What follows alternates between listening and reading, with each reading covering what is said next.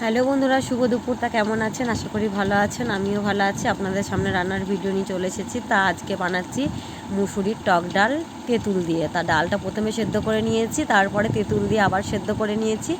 ডাল তেঁতুল দুটোই সেদ্ধ, এবার ফোড়ন দেওয়ার অপেক্ষা। তাই এরপর তেলের ওপর আমি শুকনো লঙ্কা আর 5 ফোড়ন দিয়ে ডাল ফোড়ন দিয়ে নিয়েছি। এরপরে আমি বানাবো পটল লতি। আলু আর পটল আমি কেটে রেখেছি। তেলের ওপরে 5 ফোড়ন আর কাঁচা লঙ্কা ফোড়ন দিয়ে আদা জিরে বাটা দিয়ে আমি পটল লতিটা বানিয়ে ফেলেছি। কারণ মা পটল লতি খেতে খুব ভালোবাসে, আর আমার মা যেহেতু নিরামিষ খায়, তার জন্য মায়ের রান্নাটা আমি আগেই বানিয়ে ফেলি।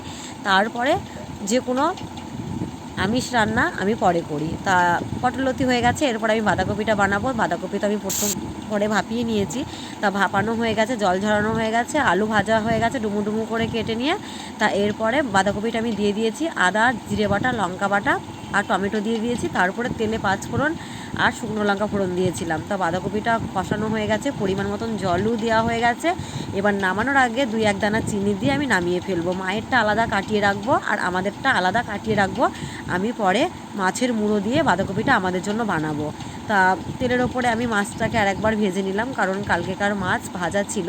আমি আরেকবার মুড়োটাকে ভেজে নিয়েছি। তা এতে আমি রসুন আর পেঁয়াজ বাটা দিয়ে দিয়েছি তেলের ওপরে। যেহেতু প্রথমে আমি দিইনি, যেহেতু মায়ের জন্য রান্না করেছিলাম নিরামিষ, তার জন্য রসুন পেঁয়াজটা দেওয়া হয়নি, পর থেকে সেটা আমি দিলাম। এবার নামানো হয়ে গেছে। এরপরে মাছ যেগুলো ছিল ভাজা রুই মাছ, সেটা আমি বানিয়ে ফেলবো। এতে আমি আলু দেবো না আজকে। তেলের ওপরে আমি মশলাটা সব দিয়ে কষিয়ে নিচ্ছি, টমেটোও দিয়েছি। তা এখানে আদা পেঁয়াজ রসুন লঙ্কা জিরে সবই দেওয়া আছে। তা কষানো হয়ে গেছে, পরিমাণ মতন জলও দেওয়া হয়ে গেছে, জল ফুটে উঠেছে, মাছটাকে আমি দিয়ে দিয়েছি।